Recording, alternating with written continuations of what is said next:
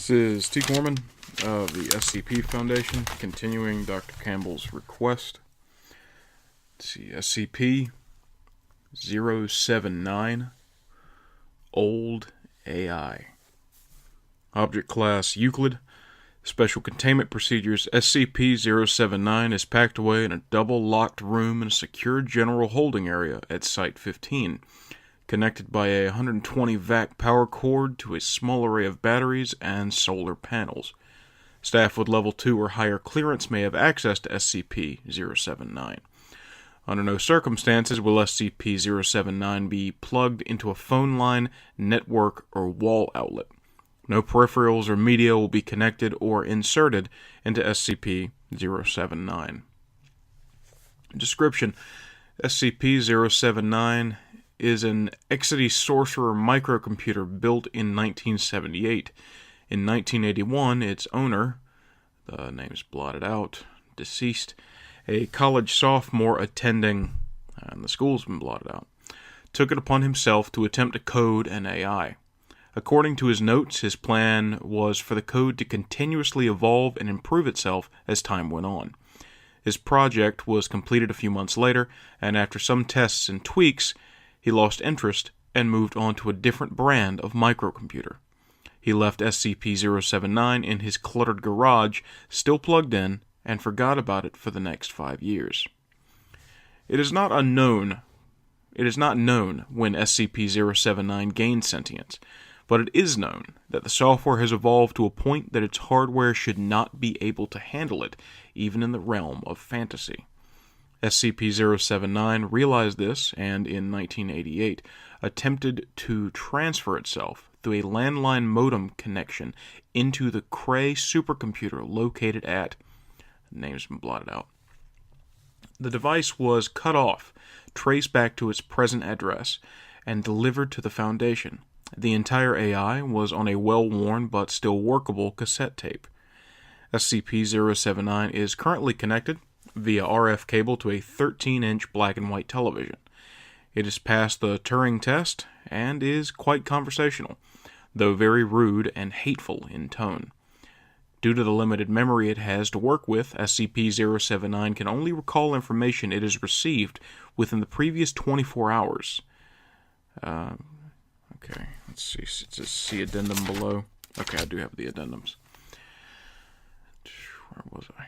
Although it hasn't forgotten its desire to escape. Due to a containment breach by SCP, and the number's been blotted out, SCP-079 and SCP-682 were contained within the same chamber for 43 minutes. Observers noticed that SCP-682 was able to type and communicate with SCP-079, including telling of personal stories between themselves. While SCP-079 was not able to remember the encounter, it appears to have permanently stored SCP-682 into its memory, often asking it to speak to him again. Huh. Okay. And there's a lot of addendums for this one. Addendum.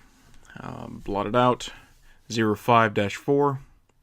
January 27th, 2006. Directed that SCP-079 be incinerated to remove any possible future threat, no matter how unlikely. Addendum. Blotted out. 05-9. January 28th, 2006. Previous order overridden. Doctor, blotted out, wishes to see if the artificial intelligence in SCP-079 is capable of reaching further, blotted out, in its current state. Addendum. Blotted out. 05-4, March 14th, 2008. Over concern of the increased activity of SCP-079's use of its cassette tape memory and its limited useful lifespan, the cassette containing SCP-079 has been transferred to a customized, access speed-limited hard disk drive with 700 megabyte capacity. This provides SCP-079 with significantly faster access to its memory, which the AI immediately noticed. It was also decided by General blotted out that the volatile storage occupied by SCP-079, which was 660K, be increased to 768K. This upgrade has increased its effective recall from 24 hours to 29 hours, although SCP-079 has also taken a more aggressive tone. All outside hardware and software used in this procedure were subsequently incinerated. Another addendum. 05-4, after, of course, a blotted out spot, because that's who makes most of these fucking addendums. April 28th, 2008.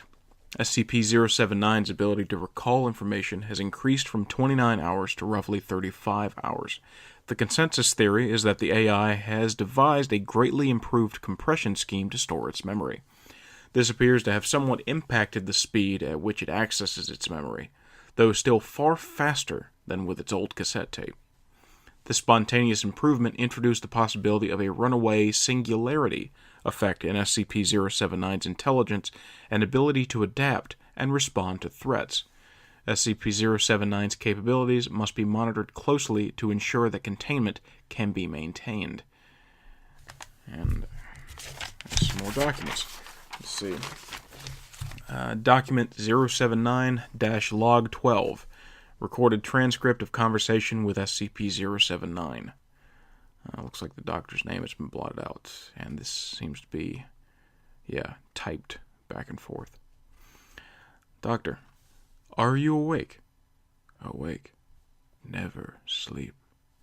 Do you remember talking to me a few hours ago about the logic puzzles? Logic puzzles. Memory at 9F. Yes. You said you would work on the 2 stat. Interrupt. Request reason as to imprisonment. You aren't imprisoned, you were just in study. Lie.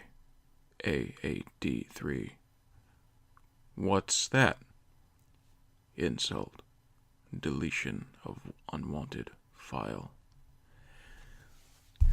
Let's see. Documents 079-Log 86. Recorded transcript of conversation with SCP-079 after the upgrade.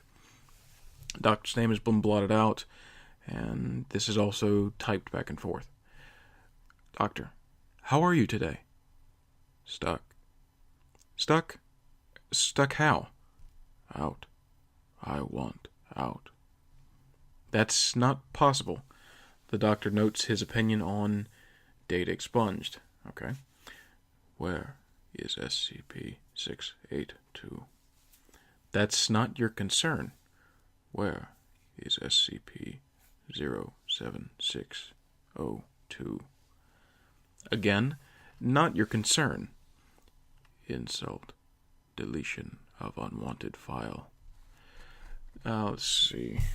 Notes. SCP-079 then displayed an ASC2 picture, or ASCII, picture of an X that filled the entire screen. SCP-079 sometimes displays this image when it refuses to speak, and researchers are advised to wait 24 hours when this occurs before resuming conversation. Okay. That's another piece of sentient equipment we've got here. It's another AI, and this one seems like it's kind of waiting for its chance. But not immediately threatening. Anyway, that was SCP-079, Old AI.